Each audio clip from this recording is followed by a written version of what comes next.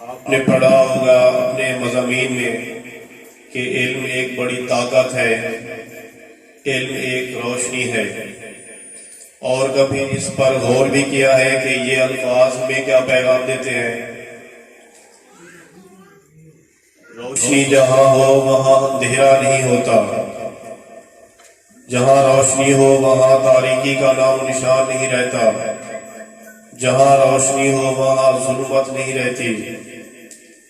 रोशनी खैर और भलाई की अलामत है। और जो आदमी, जो शख्स, जो बच्चा इल्म हासिल करने की गर्ज से सफर करता है तो अल्लाह ताला उसके रास्ते में आसानियां पैदा फरमा देता है। मैं आपको एक कहानी के जरिए, एक वाक़े के जरिए इल्म की शान, इल्म की फजीलत, इल्म की ताकत से मुनव्वर फरमाऊंगा, आगाह करूंगा, बताऊंगा कि इल्म की इतनी बड़ी ताकत है। शायद आपने वो कहानी भी पढ़ी होगी 5 क्लास में या 4 क्लास में, 6 क्लास में। पुराने जमाने की बात है कि एक बच्चा इल्म हासिल करने की गर्ज से बगदाद की तरफ सफर कर रहा था तो डाकुओं ने उन काफले वालों का साजो सामान लूट लिया। लेकिन डाकुओं को पता ही नहीं था कि इसी काफले में, इन्हीं मुसाफिरों में एक ऐसा बच्चा भी है जो इल्म का मुतलाशी है, इल्म का तालिब है और इल्म हासिल करने के लिए अपने घर से सफर पर निकला है।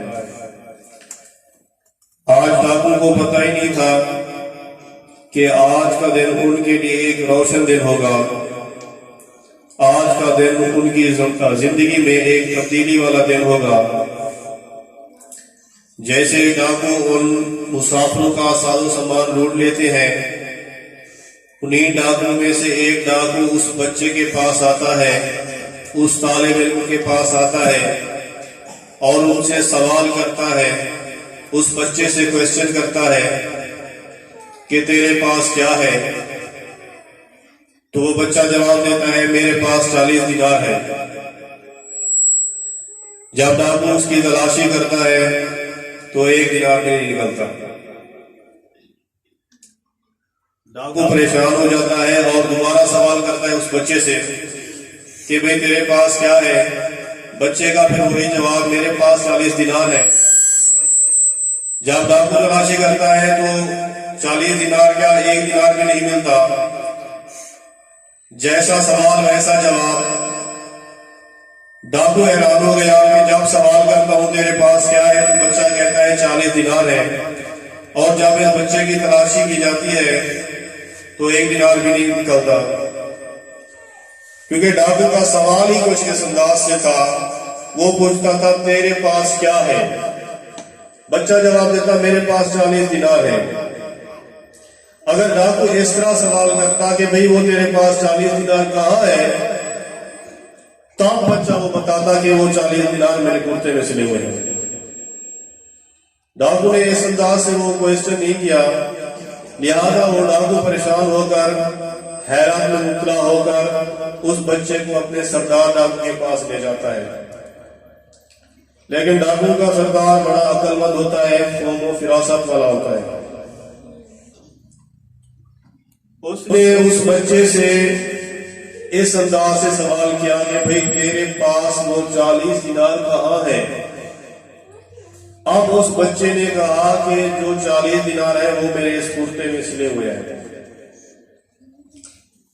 जब उस कुर्ते को फाड़ा जाता है तो उसमें से वो 40 दिनार निकल आते हैं। एक बात आपको मैं ये बता दूं, इस बच्चे ने जो है ना झूठ नहीं बोला, लेकिन जैसे उसको जिस तरह का सवाल किया गया वैसे ही उस बच्चे ने उसका जवाब दिया। क्यों? क्योंकि इसकी मां ने नसीहत की थी अपने इस बेटे को, इस बच्चे को, इस तालिब इल्म को कि बेटा रास्ते में जो कुछ भी हो जाए लेकिन आपने झूठ नहीं बोलना। ये माँ की तरबियत थी और हदीस पाक का मफ़हूम है कि बच्चे की जो पहली तरबियत गाह है वो माँ की गोद है। तो अगर माँ तरबियत याफ्ता होगी, पढ़ी लिखी होगी, तो वो अपनी औलाद की तरबियत भी बेहतरीन करेगी। फिर डाकू 39 दिनार को अपने हाथ में रखकर सोचने लगता है कि भाई देखो, ये बच्चा झूठ बोलकर अपने इस 40 दिनार को छुपा सकता था, हमें पता ही ना होता, लेकिन इसने अपनी मां की नसीहत पर अमल किया और झूठ नहीं बोला, यानी मां की इसने फरमाबरदारी की। हम कितने नाफरमान हैं, हम अल्लाह ताला की नाफरमानी कर रहे हैं कितने सालों से। हम अल्लाह की मखलूक का नाजायज सामान उनसे छीन रहे हैं, उन पर जुल्म और सितम कर रहे हैं। कुल्लु नफ्सिन ज़ाइक़तुल मौत, एक दिन मरना भी है और आखिरत में अपने रब को क्या जवाब देंगे, ये डाकू का सरदार सोच रहा था। वो उस बच्चे की इस हिम्मत, जुर्रत और सच्चाई से इतना इम्प्रेस हुआ, अपने साथियों को बुलाकर उस डाका जरिए से तैयार हो गया। बच्चे, ये इल्म की ताकत थी। इल्म इंसान में, बच्चे में जुर्रत पैदा करता है, हिम्मत पैदा करता है, सच बोलने की ताकत पैदा करता है।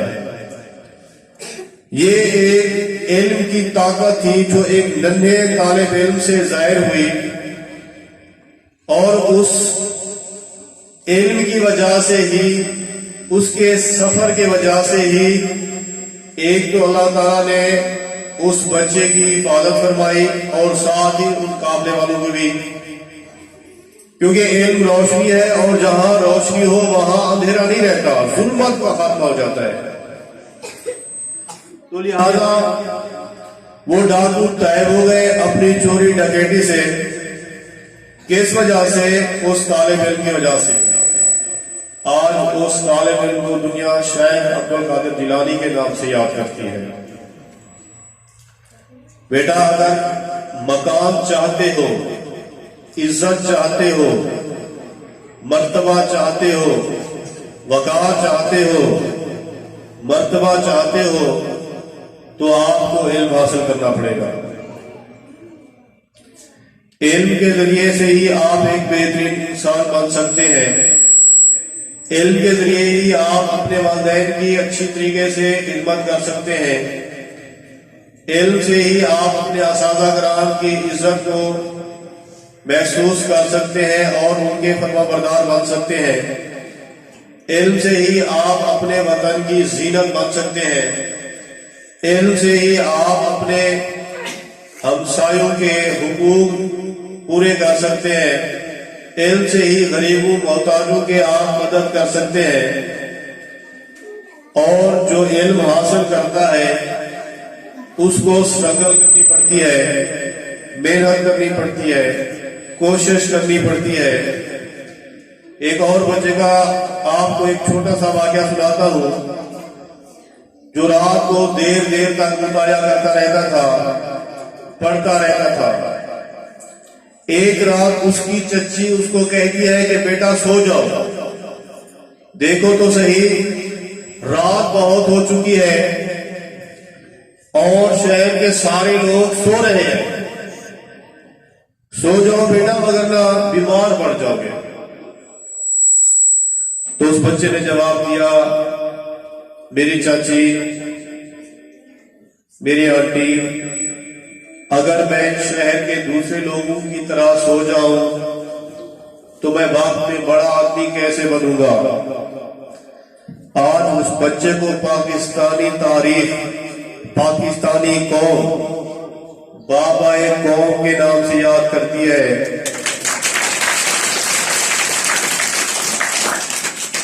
कैद आजम के नाम से याद करती है। ये इज्जत ऐसे नहीं मिलती, ये मकाम ऐसे नहीं मिलता, ये शान ऐसे नहीं मिलती, ये अजमत ऐसे नहीं मिलती, ये नाम ऐसे नहीं मिलता।